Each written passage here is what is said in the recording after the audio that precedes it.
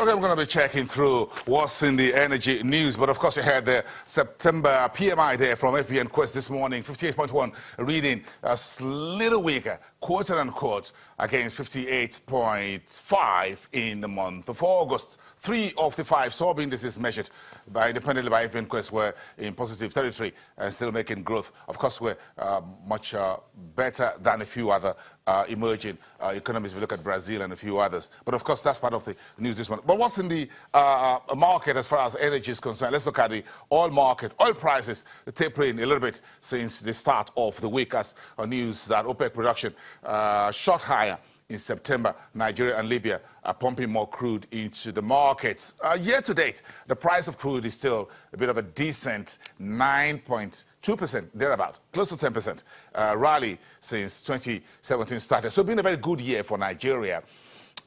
Enjoying the exemption from the crude oil, from the OPEC and haircut. But that's the news. But what is going on? The U.S.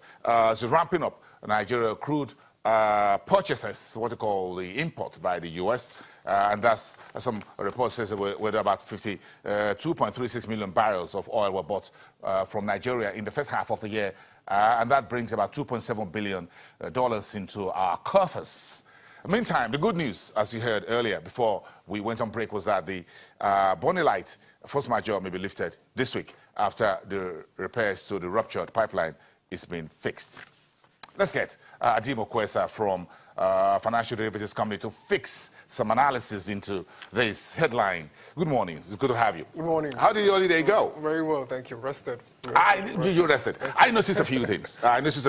A few folks were hanging Nigeria's flag on their cars on the street, and these are ordinary folks, and I'm surprising. Yesterday, I went for a haircut at the salon, and then I saw a few youth who painted green, white, green, yes. Are here. Yes, well, and I said, this was patriotism that I'd never believed still exists with the recession, with the jobless market, with the ASU strike and what have you. And you still have people who feel very passionate about the country, that they could paint Nigeria's color on their faces. Yeah, we still have to celebrate Nigeria. We're still patriots at the end of the day, so we have to celebrate Nigeria 57. That was a big celebration. Interesting. Yeah, so we like celebrations as much as we like holidays, as birthday celebrations. We do. People feel.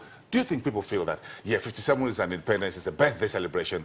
We need to celebrate it? I think it is, yeah, because from 1960 to now, we've come a long way. The country as a whole has come a long way. We still have a long way to go, but at least we're progressing. So that's a good reason to celebrate. We've come a long way, but we have a long way to go. The president says it's a day for thanksgiving, reflection, and rededication. Looks like a trinity or a triad of, well, let's say thank you, let's reflect, and let's rededicate. Yes. That seems to capture it all, isn't it? That's correct. Yes. Okay, so let's leave that aside. We're going to talk about that a little bit more later. But where are we as far as the burning economic issues are? Crude oil almost touched $60 a barrel sometime last week, and I was hoping to get the 60. Then suddenly it starts coming down, but still very good, a decent rally that we've seen so far. Yes, indeed. Oil prices have performed very well this last September. I think it reached a peak of $59 and some change. Now it is down to $55.83. But that has more to do with profit taking more than anything else. I think the fundamentals are still strong. So in my opinion, I think the rally should still continue this week. What are the fundamentals? Well, let me just start by saying that typically, oil usually doesn't perform well in the last 3 months of the year, I think. Which is where we are right now. Yes, the final 3 months, the last quarter of the year. And that's because of seasonal reasons. Number one, in the US and the UK, I think refineries undergo maintenance, and that affects the ability to take in feedstock demand. And also, too, because the demand for refined oil and distillates doesn't pick up to, let's say, the second half of the fourth quarter. But I think this year will be the exception because the fundamentals are stronger, like I said earlier. Number one, demand is looking very strong. I think last week, two houses, the IEA and OPEC, forecast for stronger demand.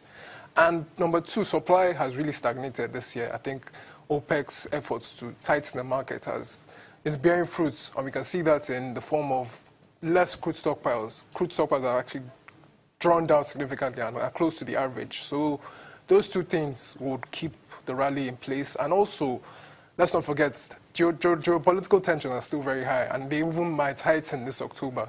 This standoff between Kurdish and Iran and Iraq is still very much apparent. And also, one thing to look out for, I think Donald Trump has frowned upon the Iran nuclear deal arrangement. He's going to make a statement in, I think, October 14th in front of the UN General Assembly. And he would either say Iran is complying, or will say Iran is not complying. I think the likelihood is that he would say a very hawkish comment towards Iraq. He's going to say Iran. He's going to say Tehran is not complying. And as long as there's a threat to Iran's oil production, that would send a bullish note to oil markets too. And another point I have to make is Venezuela, I think, is a notable oil producer too. Earlier in September, the U.S. slapped sanctions on Venezuela. I think if the effects of the sanctions start to pick up, then it would spiral into their debt crisis, and that would affect their ability to produce oil too. So that's, if you combine all those things I've said, strong demand, strong supply fundamentals, heightened geopolitical tensions, and all should see a strong focus. Do you think from the PMI reading that you see from Nigeria to China, 52.4, the Eurozone about 58.1, US is doing about 60.2. You think that almost all these PMIs are above 50, which is the decent level. Yes, do you think this is good enough to say, well, we're seeing demand for oil, for manufacturing across both developed and emerging markets? Yes, indeed. Global economies, all economies, emerging markets, developed markets, they're performing well. I think this year we should see global growth, economic growth increase to its highest point since 2010.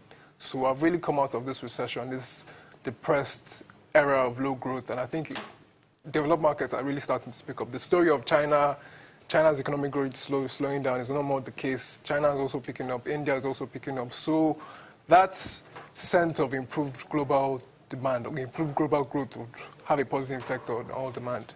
So.